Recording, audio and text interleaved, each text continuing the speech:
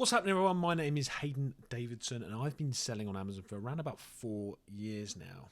I own a PPC agency called Apex PPC, where we manage people's PPC affordably. And I've got 2 e-commerce brands myself. I also do arbitrage. We've done over 1.4 million, something like that. I sell in the UK and the USA. In this video, I want to talk about unique bundles because I've launched probably over 100 bundles and unique bundles combined from my UK and my USA store. And there's these consistent mistakes that I used to make that I don't make anymore, that new sellers are making now, that is completely diminishing all possibilities of profit and success when selling on Amazon doing these particular things. So without further ado, I'm going to open up my camera there because I did something wrong on that, and we're going to dive straight into my issues with my webcam there. So look, here's a couple of things. Here's the main reasons that people fail when launching unique bundles. Right now, number one.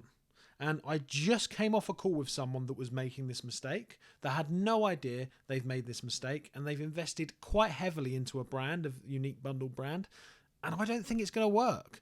And the issue that they've done is, one, they have not checked the hyper relevant keyword searches for this particular ASINs, for this particular brand that they wanted to launch. They've gone ahead and launched 7 or 8 products under this brand. They've got loads more in the pipeline they want to launch, but the lessons, the things that they've learned, they've missed this vital thing. And the first thing they've missed when doing their keyword research is not finding hyper relevant keywords.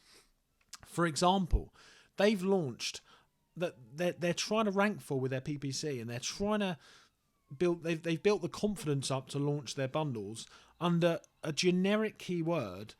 Let's say cat, for example, and they've got cat food bundle. They haven't, but just as an example here, they've got cat food bundles, right? And they're trying to launch it under like a generic keyword like cat. You know, like. Guys, you have to have hyper relevant keywords. And I mean, this goes for private label as well, by the way, but we're talking about unique bundles because that's what I do specifically. I don't have many private label things, although I do it. This is relevant for both, but specifically unique bundles. The keywords, if it's not brand driven, if it's not Cadbury's or something like that, or Whiskers, whatever it is, if you're not bundling together things like that, if you're doing brand driven unique bundles, you have to have hyper relevancy, hyper relevant keywords. Otherwise, you're going to burn through PPC and you're going to really struggle to rank for just generic keywords. And this is what this person did wrong. I asked them how much search they had, and they reckon they had over 50,000 search combined from all these keywords. And I was like, okay, good. Let's have a look at these keywords. They started reading out these keywords to me, and they were not relevant to his particular products. Boiling it down to it, I think that the relevant keyword search he's got is probably less than 3,000 or 4,000, which, by the way, isn't the end of the world. But you've got to limit your expectations if you're launching a whole brand around just 3,000 or 4,000 search in total from specific hyper relevant keywords. So that is number one. That's number one checklist. Before you start launching brands of unique bundles, before you start launching products like unique bundle products, you need hyper relevancy.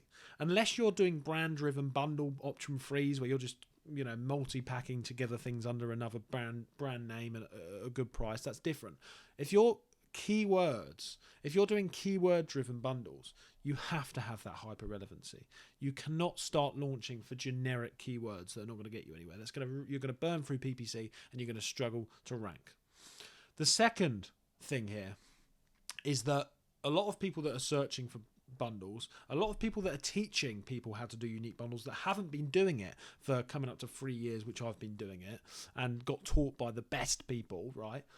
A lot of people are teaching people to do things like this. A lot of people are not understanding how to do this themselves. And that's basic things like when you find the aforementioned keywords, the hyper relevant keywords, the next step on that, it's not just good enough just to have them keywords. People are getting lazy on this stuff. The next step is to check the price point and the type of products, right? Look at the type of products that are selling under that keyword. Are they similar, right? Are they similar? So let's say, for example, let's go with my cat niche again, and let's say someone's got like a cat bundle, party bundle, whatever it is, people buy anything these days, a cat bundle, a cat play bundle, and it's got cat food in it, right? If you type in cat party bundle, for example, and you're coming up with loads of cat equipment and none of them have got cat food in them, and the anchor item that you've done is cat food and then play stuff around it, it's not relevant in that keyword. Why? Because the market says it's not. Now you can test it and it might work, but if you're looking at results for that hyper relevant keyword search niche, right, that you're looking for, and every single one of them listings has not got cat food in it and yours has, it may mean that it's not relevant. And you're better off launching a similar one to what competition's done. People are like, oh yeah, but it's a niche, you know? It's a gap in the market. Yeah, but is there a market in the niche? Is there a market in the gap? It's not a gap in the market if there's no market in the gap. You know? It's crazy. So that's the thing. You've got to be relevant. Is the type of products you're selling relevant? And then the next thing, point number 3 here, is the price. When you type your hyper relevant keywords there, if everything's $5.99 and you're trying to do a bundle for 20 quid, you might struggle. Why? Because clearly in the market, people are only willing to pay a certain amount. It's very unlikely that you're the only one that's ever come up with this particular bundle if it's a really competitive niche, especially with something to do with pet supplies, for example, which is quite competitive. It's quite unlikely that you're the only one that's thought of bundling them products together. Okay, not impossible, and it might work, but when we look at the evidence of someone else that has, when we look at the evidence of that particular keyword, and we can see on that particular keyword that the price point generally is between $5.99 and $8.99, for example, then that's the market speaking. That, trust me, other people have tried to launch higher price stuff in there. It's likely that that's the market speaking, and it might be saturated with Chinese private label stuff in there. Therefore, that's another warning flag for me. So this person that I spoke to, I looked at his price point, and number one, he did not check, or he was not taught to check the hyper relevancy of the keyword. So he was trying to rank for 2 generic keywords. The second mistake that he made was what I just spoke about when it comes to the product relevancy. The products that he was trying to rank for were not the bundles that were selling well in them keywords.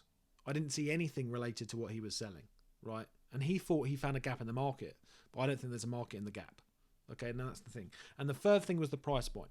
Okay, now his price point was sort of okay, but still it was like $14.99 or something like that, and it was just different types of products. Okay, now although the price point wasn't way off for him, I think it was still too far off for him to make enough profit.